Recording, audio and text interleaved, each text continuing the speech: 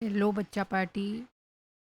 आज हम लोग अपनी कोलॉइडल सॉल्यूशन की जो टॉपिक को हम लोग स्टडी कर रहे थे, जिसमें हमने what is colloidal solution, previous video में हमने कोलॉइडल सॉल्यूशन की डेफिनीशन, जिसमें हमने आपको डिस्पर्स्ड फेस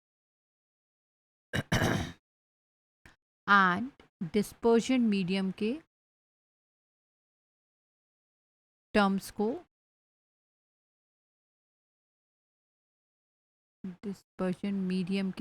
को एक्सप्लेन किया था। And then we study classification of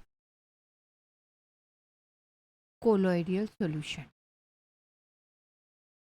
इसमें जो बच्चा हम लोगों ने फोर्स ऑफ इंटरैक्शन के बेस पे डिवाइड किया था, तो हमारे पास दो तरीके के कोलॉइडल सॉल्यूशंस मेकअप हुए थे। One is lyophilic colloids and another is lyophobic colloids. And simply इस एक वर्ड को भी दो पार्ट्स में हमने डिवाइड किया था कि लायो मीन्स हो गया यहाँ पर लिक्विड और फिलस मीन्स हो गया टू बी लव। यानी जो लिक्विड लविंग कोलॉइड्स हो जाते हैं, they are categorise in the lyophilic colloids. तो जो ऑलरेडी लविंग टेंडेंसी रखेंगे उसे तो आप आसानी से प्रिपेयर कर लोगे, क्योंकि उसके खुद के अंदर एक विग्रस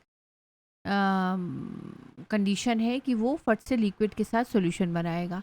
बट हाँ, जो नहीं बनाएगा उसको हमें बनाने के लिए कुछ टिपिकल कंटेंट को, टिपिकल मेथड को यूज़ करना पड़ेगा। ठीक है, अब वो टिपिकल मेथड क्या है कि जब हम लायोफोबिक की बात करेंगे, यानी लायो मीन्स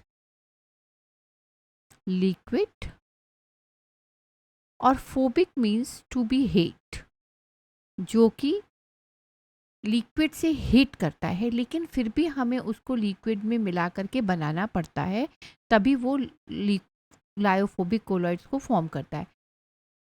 एक पर्टिकुलर बात और भी है कि बार बार हम जो कोलॉइड्स की बात करते हैं, यहाँ पर colloid means size of solute की बात करते हैं। Size of the solute range is 1 nanometre to 1000 nanometre. Simple as that कि अगर हमारे पास डिज़ोल्व होने वाला यानी डिस्पर्स्ड फेज का साइज 1 नैनोमीटर से 1000 नैनोमीटर के बीच का है, और हम उसको किसी भी अप्रोप्रिएट इलेक्ट्रोलाइट में डिज़ोल्व करते हैं, तब बने हुए सॉल्यूशन को हम लायोफोबिक कोलॉइड्स कह सकते थे। क्यों? क्योंकि वो हम बना रहे हैं पर्टिकुलर कंडीशन के साथ, बट रेंज हमारी यही होनी चाहिए। अब जब हमारी रेंज ये होगी, तो इसका मतलब लायोफोबिक को जब हमें बनाना होगा, तो पहले हमें उसे इसके रेंज में डिफाइन करना होगा। यानी जनरली आज जो हमारे इस टॉपिक की हेडिंग है, वो है preparation of colloidal solution, how it is prepared. तो लायोफिलिक तो आज सिंपल एज दैट कि अगर हमने इसको अप्रोप्रिएट सॉल्वेंट में मिला दिया, अप्रोप्रिएट मीडियम में डिसॉल्व कर दिया, then we get a lyophilic source. और लायोफिलिक सोर्स का सिंपल एग्जांपल अगर हम देखें, तो सिमिलरली हम सेलुलोज नाइट्रेट सॉल्यूशन को जो है वो एक पर्टिकुलर ऑर्गेनिक सॉल्वेंट यानी इथाइल अल्कोहल में जब डिसॉल्व कर देते हैं, मैंने क्या दो वर्ड बोले कि अ कोलॉइडियल सोल ऑफ सेल्यूलोज नाइट्रेट को डिसॉल्व किया हमने इथाइल अल्कोहल में, देन जो रिजल्टेंट सॉल्यूशन मेरे पास आता है, रिजल्टेंट कोलॉइड्स बन के आता है, उस एक पर्टिकुलर को हम कहते हैं कोलॉइडियन।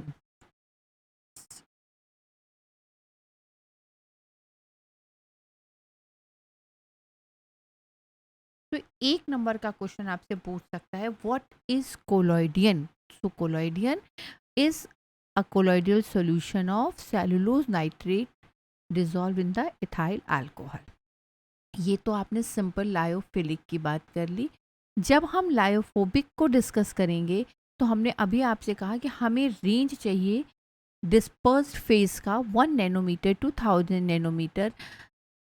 इस रेंज में मेकअप करने के लिए दो पॉसिबिलिटी हैं, या तो हमारे पास बहुत बड़े साइज के कोई पार्टिकल्स हों जिसे हम डिसइंटीग्रेट, या सिंपली हम कह सकते थे हम इसको डिस्पर्जन। एक वर्ड हमने बोला डिसइंटीग्रेट, यानी छोटे छोटे टुकड़ों में तोड़ना। कितने छोटे टुकड़े? जो कि 1 नैनोमीटर से 1000 नैनोमीटर के बीच की रेंज के हों, और तब हम इसको डिसॉल्व करें, पर्टिकुलर कंडीशन को मेकअप करें, then we get a lyophobic colloids. या हमने दूसरा वर्ड इसके लिए आपको बोला, इसी को ही आप कह सकते थे डिस्पर्जन मीडियम या डिस्पर्शन मेथड्स। ये तब का केस था जब हमारे पास कोई बड़ा पार्टिकल है जिसे कि हमें कोलॉइड सॉल्यूशन में मेकअप करना है, तब हम उसको पहले डिसइंटीग्रेट करेंगे, डिसइंटीग्रेट करके हम डिसॉल्व करेंगे। दूसरा मेथड आ सकता था, हमारे पास बहुत छोटे छोटे पार्टिकल्स हैं जिनकी रेंज 1 नैनोमीटर से भी कम है। अब हमारे पास एक क्राइटेरिया है कि हम इसको एग्रीगेट कर दें, कंडेंस कर दें। आई बात समझ में? तो दोनों ही मेथड केवल जो है बेसिकली इसके लिए यूज़ किए जाएंगे कि एग्रीगेटिंग और कंडेंसेशन मेथड, जिसमें हम छोटे पार्टिकल को एग्रीगेट करके रेंज, कोलॉइडल रेंज में कन्वर्ट करेंगे, और अगर कोई बहुत बड़े साइज़ का कंटेंट है हमारे पास, उसे हम डिसइंटीग्रेट करके कोलॉइडल रेंज में कन्वर्ट करेंगे। Is it clear? अब अगर हम डिसइंटीग्रेशन मेथड की तरफ मूव करें, तो इस डिसइंटीग्रेशन मेथड में भी कई ऐसे सिंपल मेथड आ सकते हैं जिसे हम स्टडी करेंगे। कौन कौन से? 3 तरीके हम लोगों ने इसके लिए डिफाइन किए। पहला, mechanical disintegration. What do you mean by mechanical disintegration?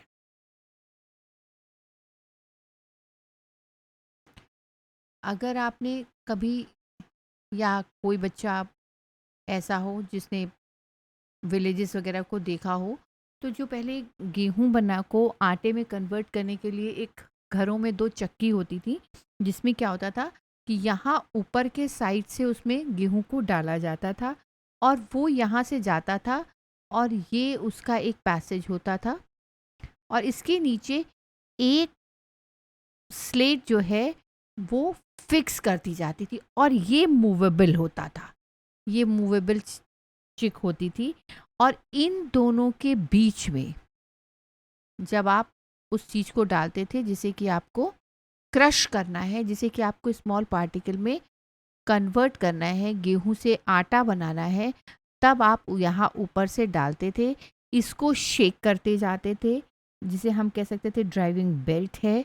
ऊपर से हमने सस्पेंशन पार्टिकल को डालेंगे, और ये तो स्लेट डिस्क में गेहूं से आटा बनाने के लिए बता रही हूँ, लेकिन अगर हमें केमिकल के लिए चाहिए होगी तो ये हमारी मेटल डिस्क होती है, और इस डिस्क में हम ऊपर से जब कोलॉइडल बना रहे हैं तो जाहिर सी बात है डिसइंटीग्रेट कर रहे हैं, और डिसइंटीग्रेट कर रहे हैं इसका मतलब बड़े कंटेंट को कर रहे हैं। तो कल हमने 3 तरीके के सोल्यूशन की बात करी थी। One is true solution, another is colloidal, and third one is suspension. तो सस्पेंशन सबसे बड़ा था, ट्रू सोल्यूशन में साइज सबसे छोटा था, और कोलॉइडल में इन दोनों के बीच का पार्टिकल था। तो जब हमको बड़े से छोटा लाना है, तो इसका मतलब हम क्या चीज़ यूज़ कर रहे हैं यहाँ पर? सस्पेंशन, क्योंकि सस्पेंशन का size as compare to colloidal big है। तो हम अगर सस्पेंशन के पार्टिकल को फाइन पार्टिकल्स में, यानी कोलॉइडल रेंज के पार्टिकल्स में डिसोसिएट कर लें, and then dissolve in appropriate solvent, then we get colloidal solution. Clear? तो ये मैकेनिकल था जिसमें हमें मेहनत करनी पड़ती थी इसको, बेल्ट को मूव कराने के लिए। जैसे जैसे हमारी साइंस प्रोग्रेस करती जाती है, वैसे वैसे टेक्नोलॉजी हमारे पास मार्केट में आती जाती है। जब टेक्नोलॉजी आती है तो वही काम हमारे पास इजी हो जाता है अगर हम उसको इलेक्ट्रिसिटी से कनेक्ट कर देते हैं। यानी जब मैकेनिकल से हमें मॉडिफिकेशन की रिक्वायरमेंट हुई, then we use electrical disintegration method.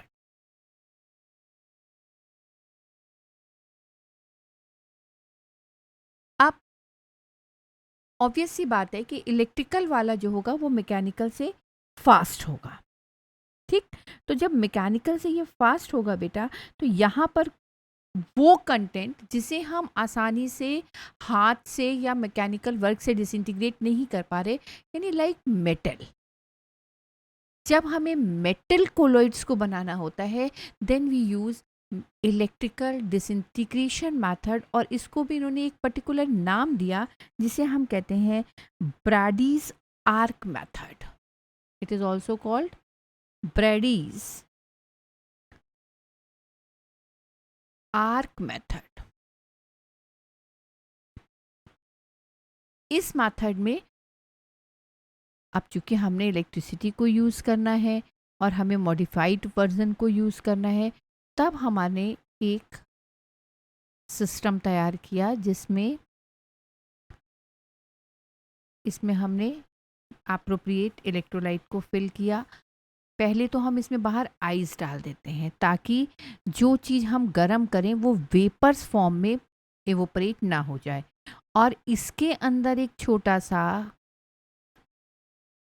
और बीकर ले लेते हैं जिसमें हम प्रॉपर इलेक्ट्रोलाइट फिल करते हैं, और जिन मेटल रॉड्स की कोलॉइड्स को हमें बनाना होता है उन मेटल रॉड्स को हम इसमें इलेक्ट्रोड्स को कनेक्ट कर देते हैं। क्लियर? तो बाहर हमने ये जो दिखाया है दिस इज आइस बाथ, इसके अंदर जो हमने लिया ये है डिस्पर्जन मीडियम जिसमें हम डिसॉल्व करना चाह रहे हैं,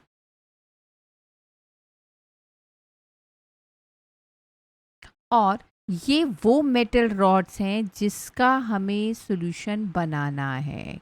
clear?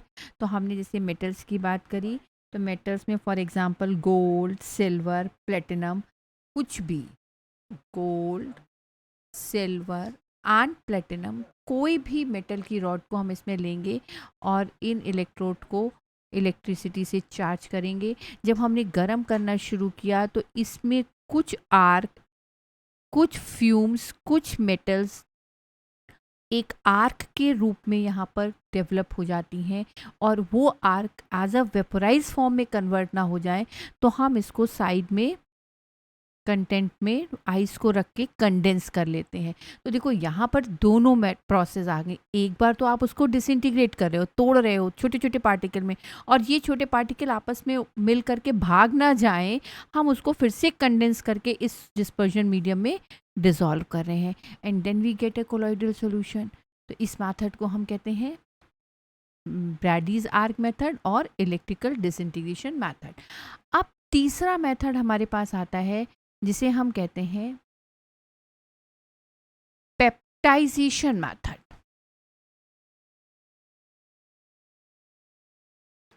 Third one is peptization method. Peptization यानी प्रेसिपिटेट को कोलॉइडल सॉल्यूशन में कन्वर्ट करना। What do you mean by peptidation? Peptidation is a process in which freshly prepared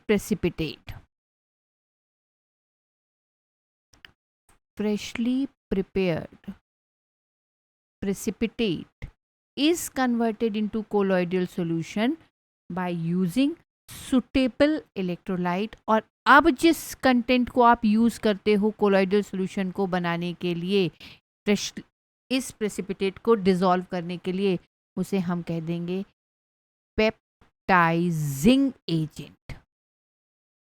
बच्चे बहुत छोटी छोटी चीज़ें होती हैं जो हमको दिमाग में रखनी पड़ती हैं। हमने अभी एक नया टर्म इससे पहले आपको डिस्कस किया था, कोलॉइडियन। अब कई बार बच्चा कोलॉइडियल और कोलॉइडियन में कंफ्यूज हो जाता है। कोलॉइडियल तो आपने एक स्टेट को बताया जिसमें कि रेंज 1 नैनोमीटर टू 1000 नैनोमीटर है, लेकिन कोलॉइडियन एक टिपिकल कोलॉइडियल सॉल्यूशन है in which is prepared with the help of nitrocellulose and ethyl alcohol। Same ऐसे ही peptization is a process, peptizing agent is a substance which is used to dissolve the precipitate and make the colloidal solution। Clear? जैसे for example अगर हम peptising agent वाले का देखें तो हमारे पास क्वेश्चन बोर्ड में जो आते हैं वो कई बार आपको पेप्टाइजेशन पे सीधा डायरेक्ट क्वेश्चन करते हैं, या इस क्वेश्चन को थोड़ा सा चेंज कर देते हैं कि what happen when's a freshly a reddish brown coloured colloidal solution is form when में वो आपको ऑप्शन दे देंगे चार, चार में से एक टिक कर दीजिए। या तो ये तरीका हुआ, या कहेंगे what happen व्हेन्स a small quantity of ferric chloride is added with the freshly precipitated ferric hydroxide solution. Clear? तो उसने क्या कहा कि क्या होता है जब हम इस फेरिक क्लोराइड को ऐड करते हैं फेरिक हाइड्रोक्साइड के सॉल्यूशन में, तब हमारे पास ऐसा कौन सा चेंज आता है जिससे कि हमारा एक प्रॉपर कोलॉइडल सॉल्यूशन बनता है जिसका कलर होता है रेडिश ब्राउन कोलॉइडल सॉल्यूशन। क्यों, कैसे, कहाँ, कब?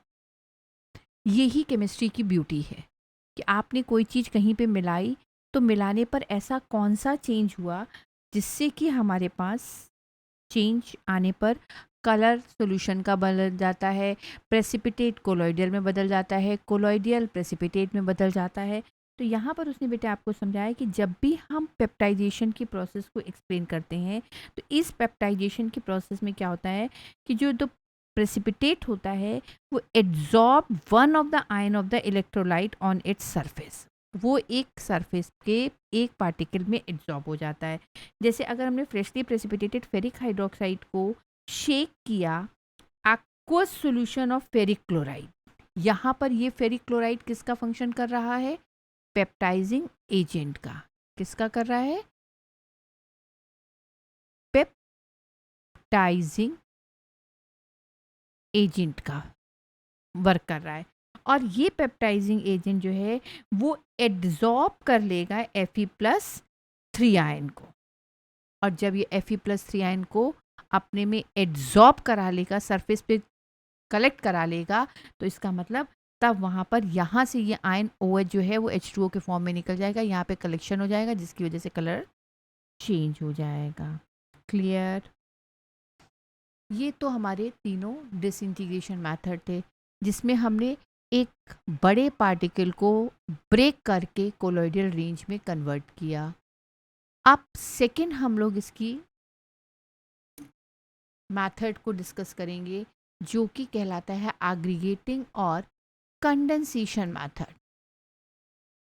एग्रीगेटिंग और कंडेंसेशन मेथड का मतलब कि अब जो आपके पास पार्टिकल्स हैं वो बहुत स्मॉल साइज़ के हैं जिसको हमें कलेक्ट करके जोड़ करके अपनी रेंज में, कोलॉइडल सॉल्यूशन की रेंज में कन्वर्ट करना है। क्लियर? तो नेक्स्ट हेडिंग आप भी डाल लीजिए मेरे साथ साथ, condensation method.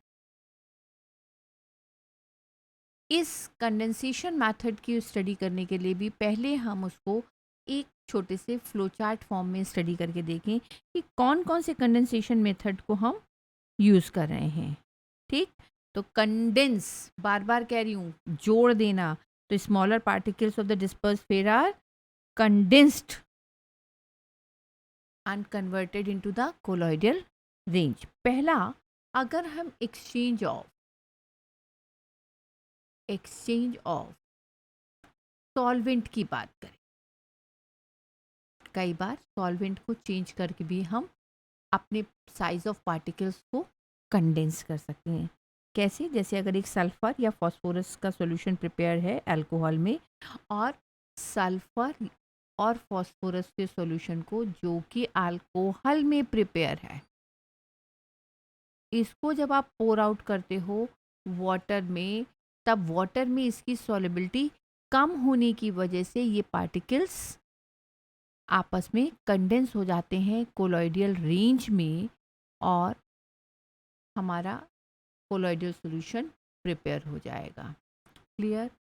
Second one is, अगर हमने एक्सचेंज ऑफ सॉल्वेंट का मेथड तो यूज़ किया बट सब जगह पे नहीं कर सकते थे, तो जनरली एक्सचेंज ऑफ मेथड के लिए हमने दो तरीके के एग्जांपल डिस्कस किए। वन इज़ सल्फ़र और सेकेंड वन इज़ फॉस्फोरस का। ये पी ब्लॉक का पी नहीं है, फॉस्फोरस का symbol P. Phosphorus solution in alcohol को जब भी हम जनरल टर्म में अल्कोहल कहते हैं तो इसका मतलब यहाँ पर इथाइल अल्कोहल की बात करते हैं। जब आप ऑर्गेनिक की वीडियोस देखिएगा तो आपको समझ में आएगा alcohol means ethyl alcohol, not methyl alcohol.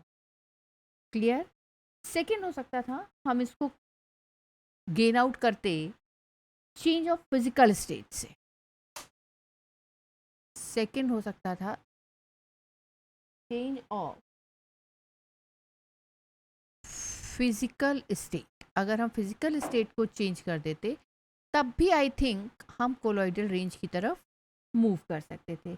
जैसे फॉर एग्जांपल कुछ ऐसे एलिमेंट्स हैं जैसे मर्करी है, सल्फर है, इनको हम वेपर, इनकी वेपर्स को, जो मर्करी है यानी Hg है और जो सल्फर है, इनको अगर हमारे पास वेपर फॉर्म में है और इनको हम कोल्ड वाटर में पास करा दें, दिस इज कोल्ड वाटर, जो कि यहाँ पर स्टेबलाइज़र जो इसमें यूज़ किया जाएगा, जो इसको ज़्यादा देर तक कंडेंस कर पाएगा, उसमें हम वाटर में थोड़ा सा अमोनियम का सॉल्ट या सिट्रेट आयन को मिक्स कर देते हैं। थोड़ा सा अमोनियम का सॉल्ट और सिट्रेट आयन को मिक्स करते हैं और तब हम इन वेपर्स को अगर हम कंडेंस कर लेते हैं इसमें सॉल्यूशन में, प्रॉपर इलेक्ट्रोलाइट में, और उसका रेंज कोलॉइडल रेंज में यानी 1 नैनोमीटर 2000 नैनोमीटर का आ जाता है, तब हम बने हुए सॉल्यूशन को कह देते हैं colloidal solution. And the third one is chemical method. Third one is chemical method. और केमिकल मेथड में हमने जितनी तरीके की टाइप्स ऑफ रिएक्शंस पढ़ी हैं सारी की सारी यहाँ पर यूटिलाइज हो जाएंगी। तो कैसे यूटिलाइज हो जाएंगी? यहाँ पर जैसे पहले वाले में तो हमने अल्कोहल सॉल्वेंट की जगह पानी का सॉल्वेंट ले लिया, दूसरे में हमने वेपर फेज को सॉलिड फेज में कन्वर्ट कर लिया। थर्ड जो हमारे पास केमिकल मेथड का फैक्टर आया, इसमें आपने जितनी तरीके के टाइप्स ऑफ रिएक्शन की स्टडी की है उन सभी को थोड़ा थोड़ा हम डिस्कस कर सकते थे। कैसे? जैसे फॉर एग्जांपल हम कहते double decomposition method. First is double decomposition method, और हम सब बच्चों ने 8th 9th से ही पढ़ना शुरू किया था कि डबल डिकम्पोजिशन का मतलब होता है दोनों कंटेंट जो हैं वो आपस में, जो रिएक्टिंग कंटेंट हैं वो ओल्ड बॉन्ड को ब्रेक करते हैं और न्यू बॉन्ड को फॉर्म करते हैं। तो अगर कोलॉइडल सॉल्यूशन हमको आर्सेनिक सल्फाइड का बनाना हो, डबल डिकम्पोजिशन मेथड में हम जनरली आर्सेनिक सल्फाइड यानी AS2S3 का सॉल्यूशन जब प्रिपेयर करेंगे तब हम जनरली इस मेथड का यूटिलाइजेशन करते हैं और इसमें हम आर्सेनिक ऑक्साइड को वाटर में डिसॉल्व करते हैं। ठीक? तो फॉर रिएक्शन आप देखिए कि आर्सेनिक ऑक्साइड यानी AS2O3 को डिसॉल्व इन डिस्टिल्ड वाटर।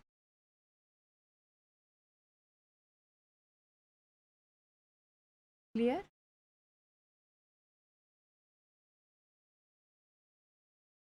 तो हमारे पास येलो कलर का सॉल्ट प्रिपेयर हो जाता।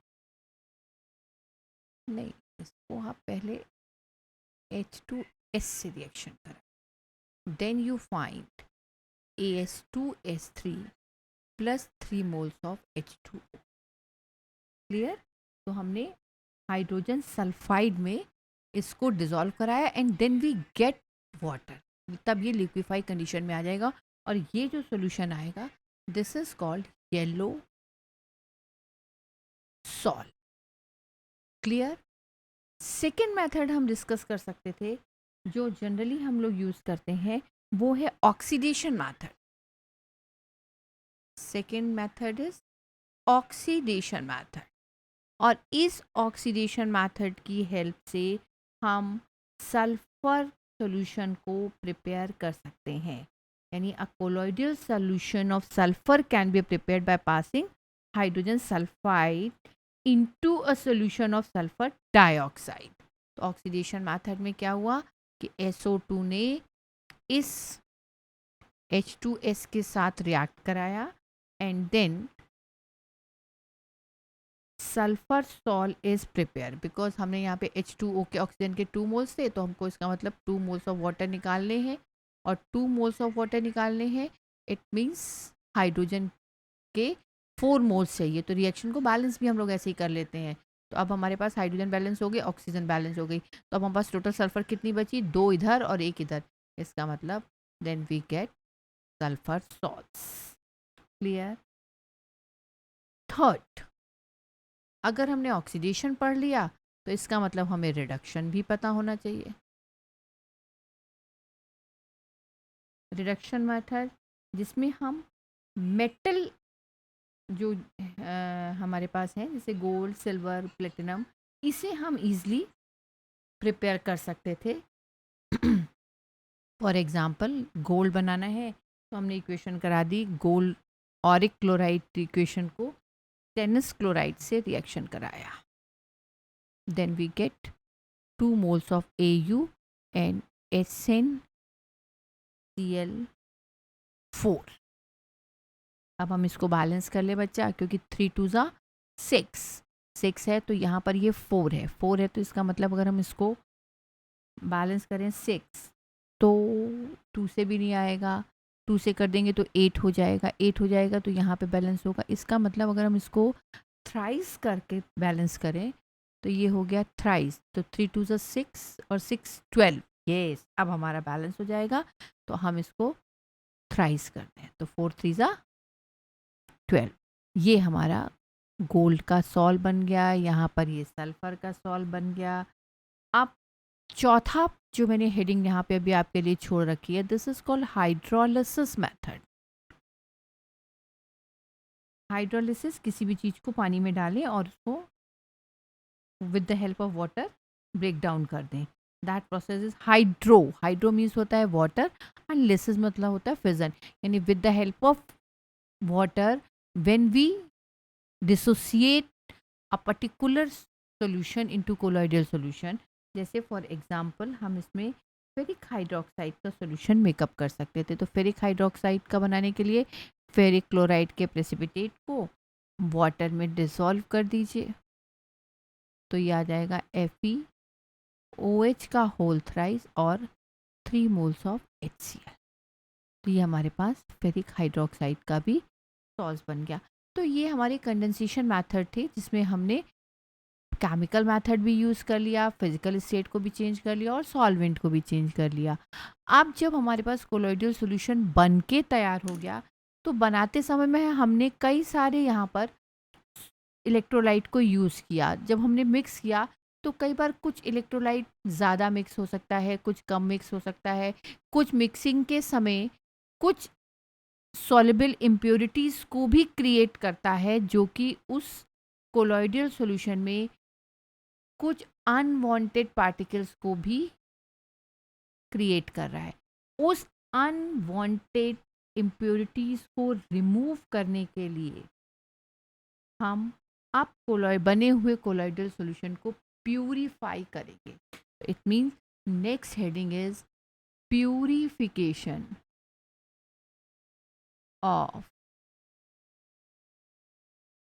Colloidal solution. जो हमने प्रिपेयर कर लिया, अब उसमें जो थोड़ी बहुत इम्प्योरिटीज़ रह गई, एक्सेस ऑफ इलेक्ट्रोलाइट बचा रह गया, उसको रिमूव करने के लिए जिन मेथड्स को यूज़ करेंगे दैट इज़ कॉल्ड प्यूरिफिकेशन। और यहाँ प्यूरिफिकेशन के लिए भी अगर हम देखें तो बहुत सिंपल पहले एक मेथड था, डायलिसिस मेथड। और कोई भी जब चीज़ स्टार्ट होती है तो बहुत बेसिक से होती है। इसी तरीके से जब डायलिसिस मेथड भी आया था बेटा, तो पहले ये मैकेनिकल मेथड में ही आया था कि हमारे पास कोई ऐसी बहुत मॉडर्न टेक्नोलॉजी की मशीन नहीं थी जिसमें हम करते। लेकिन हाँ, हमारे पास एक क्राइटेरिया था, हमारे पास एक सोच थी, हमारे पास एक व्यू था कि हम उसको प्यूरिफाई कैसे कर सकते हैं।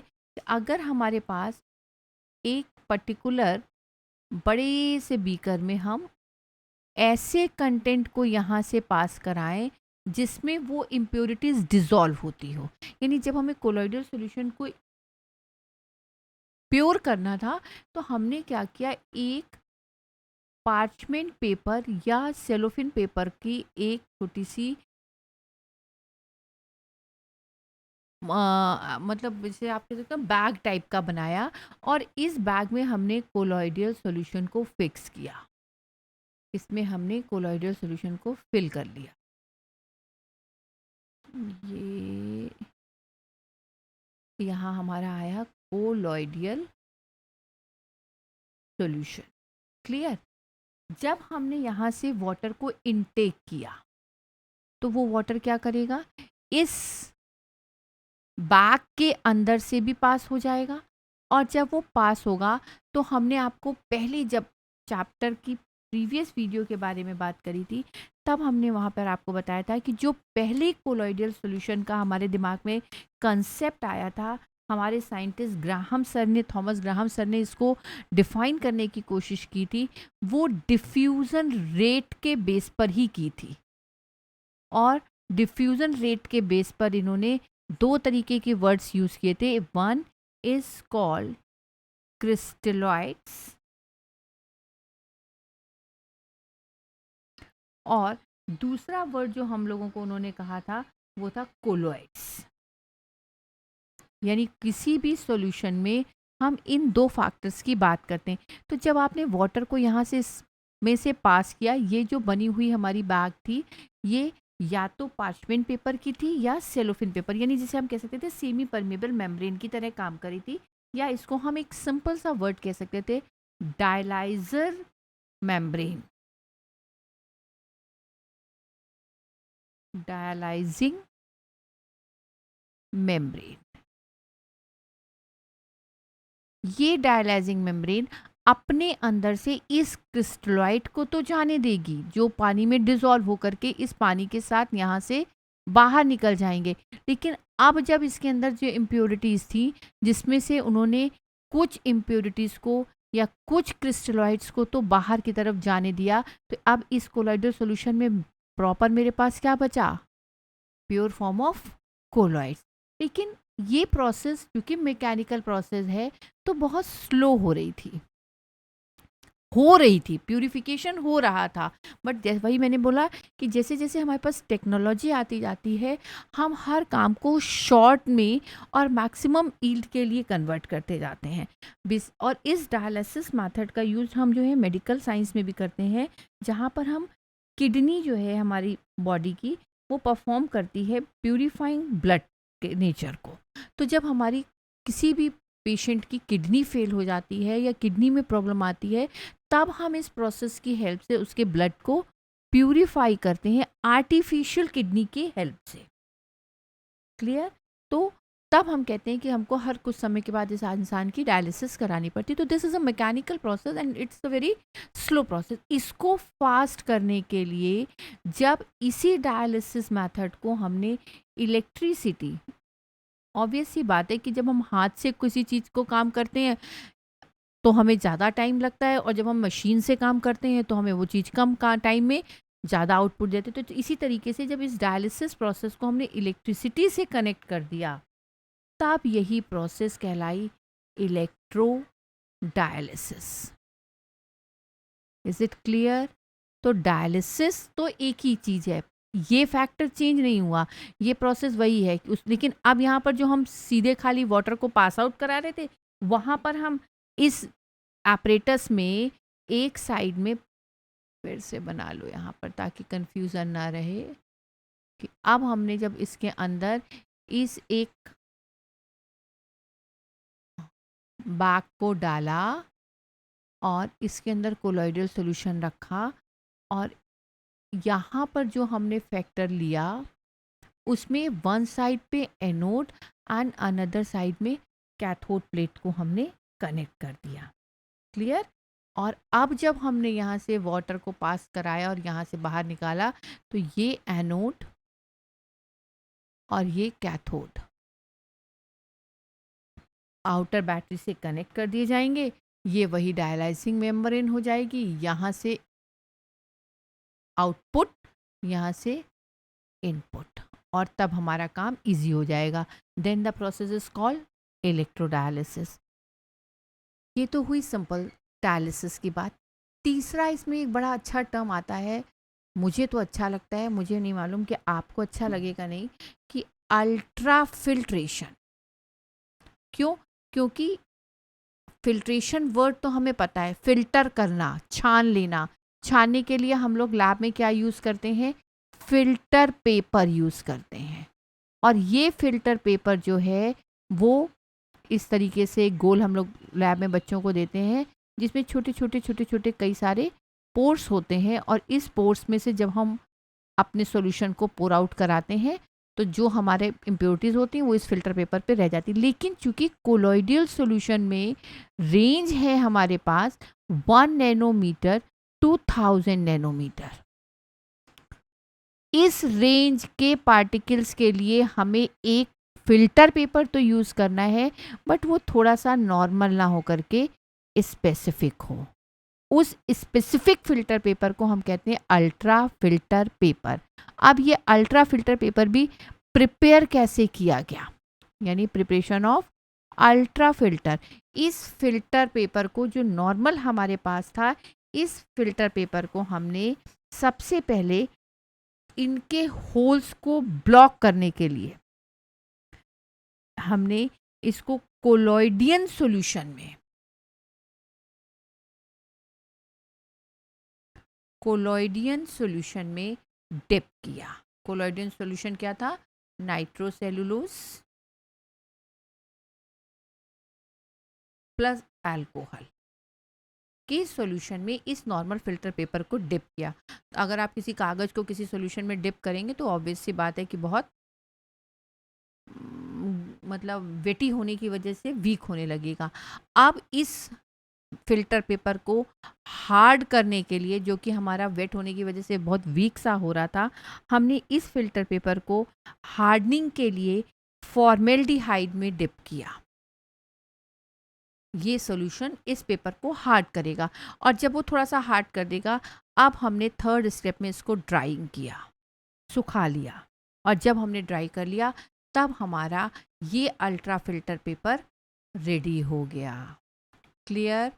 तब अल्ट्रा फिल्टर पेपर, यहीं पे अल्ट्रा फिल्टर पेपर रेडी हो गया। अब इस अल्ट्रा फिल्टर पेपर से जब हम किसी भी कोलॉइडियल सॉल्यूशन को, जो कि हमने किसी भी मेथड से प्रिपेयर किया था, जब हम पास आउट कराएंगे तब उसमें केवल उसी रेंज के पार्टिकल्स फिल्टर हो पाएंगे जो कि 1 नैनोमीटर से या 1000 जो 1 नैनोमीटर से कम हो या 1000 को ब्लॉक कर रहे हो। आप colloidal particles left on the filter paper and then start with a fresh dispersion medium. अब जो हमारे पास यहाँ पर केवल कोलॉइडल पार्टिकल्स रह गए, इसको हम निकाल लेंगे। जो इम्प्योरिटीज़ थी, जो सॉल्युबल कंटेंट थे, वो बाहर निकल गए। अब हम इस पार्टिकल्स को एक फ्रेश प्योर सॉल्वेंट में डिसॉल्व कर लेते हैं और कोलॉइडल सॉल्यूशन को प्रिपेयर कर लेते हैं। क्लियर? हाँ, क्योंकि ये प्रोसेस भी अगर नॉर्मल कराएं तो थोड़ा टाइम ले लेगी, लेकिन अगर हमें इसे स्पीड अप करना होता है इस प्रोसेस को, तो हम प्रेशर या सक्शन प्रोसेस को भी यहाँ पर अप्लाई कर देते हैं। तो जब इस प्रोसेस को स्पीड अप करना होगा तब 1 नंबर का क्वेश्चन क्या कर सकते थे हम? Speed up the process of the ultra filtration carried out by increasing pressure और सक्शन मेथड। क्लियर? और लास्ट प्यूरिफिकेशन मेथड की बात करें तो वो है अल्ट्रा सेंट्रीफ्यूगेशन मेथड। और हम में से सब ने सेंट्रीफ्यूगेशन मेथड को बहुत अच्छे से फील किया है, देखा है। वो जो मार्केट में एक पिंक कलर का मीठा मीठा मिलता है ना, वो बलून टाइप का, उसको जब अगर अभी आपने कभी बनाते देखा हो, तो एक आदमी क्या करता है, इतना बड़ा सा टैंक होता है और उस टैंक के अंदर इतनी छोटी सी एक मशीन टाइप की होती है जो बहुत हाई स्पीड से मूव करती है। और जब बहुत हाई स्पीड से मूव करती है तो जितने छोटे छोटे पार्टिकल्स होते हैं, जितने बड़े पार्टिकल्स होते हैं वो तो छोटे में कन्वर्ट हो जाते हैं, और जो बहुत फाइन होते हैं वो एकदम फाइबर्स के फॉर्म में कन्वर्ट होने लगते हैं। तो यहाँ पर भी हम उस प्रोसेस को इमेजिन कर सकते हैं कि अगर colloidal solution is place in a high speed ultra centrifuge, on centrifuging the colloidal particle settle down, जो सेंट्रीफ्यूज हो रहे हैं हमारे पार्टिकल्स, कोलॉइडल पार्टिकल्स, वो क्या होंगे, सेटल डाउन होते चले जाएंगे, and the impurities remain in the dispersion medium and the remove by the decantation method. Decantation method से हम उस इम्प्योरिटी को रिमूव कर देते हैं, और जो सेटल्ड हमारे कोलॉइडल पार्टिकल्स हैं, सेटल्ड कोलॉइडल पार्टिकल्स हैं, इन कोलॉइडल पार्टिकल्स को फिर से शेक करते हैं with the water containing peptising agent, यानी फिर से हम इसको वही पेप्टाइजिंग एजेंट की बात कर लें। पेप्टाइजिंग एजेंट जिसे हमने थोड़ा सा वाटर में मिक्स किया हुआ था, उसमें हम इसको डिसॉल्व कर लेते हैं, और again we get colloidal solution. Clear? तो हमने यहाँ पर 4 तरीके के प्यूरिफिकेशन मेथड को डिस्कस किया जो सब एक दूसरे से इंटरलिंक्ड थे। कि डायलिसिस को देखो तो मैकेनिकल डायलिसिस, फिर इलेक्ट्रिसिटी से जोड़ दिया तो इलेक्ट्रोडायलिसिस, फिर हमने फ़िल्टर पेपर में थोड़ा सा मॉडिफिकेशन कर दिया तो अल्ट्रा फिल्ट्रेशन, और अगर हमने हाई स्पीड मशीन से उस पार्टिकल को सेटल डाउन करा करके फिर से उसको डिसॉल्व कर लिया एक प्रॉपर इलेक्ट्रोलाइट में, then we get again pure colloidal solution. So today and in this video we studied the preparation of the colloidal solution, both type lyophilic and lyophobic, and finally last में कि जो हमने यहाँ से colloidal solution बनाया था उसमें जो इम्प्योरिटीज़ रिमेन रह गई थी उसे हमने यहाँ पर प्यूरिफिकेशन मेथड को भी डिस्कस किया। आई थिंक आपको यहाँ तक का कंसेप्ट इस कोलॉइडल सॉल्यूशन का क्लियर हो गया। अब आप पहले कोलॉइडल सॉल्यूशन क्या था, कोलॉइडल सॉल्यूशन बना कैसे, कोलॉइडल सॉल्यूशन के टाइप्स क्या हैं, और कोलॉइडल सॉल्यूशन को हम बनाने के बाद प्यूरिफाई कैसे करेंगे, यहाँ तक के प्रॉपर नोट्स को स्टडी करेंगे अपने बोर्ड के एग्ज़ाम के लिए। And then next video is the properties and application of the colloid solution.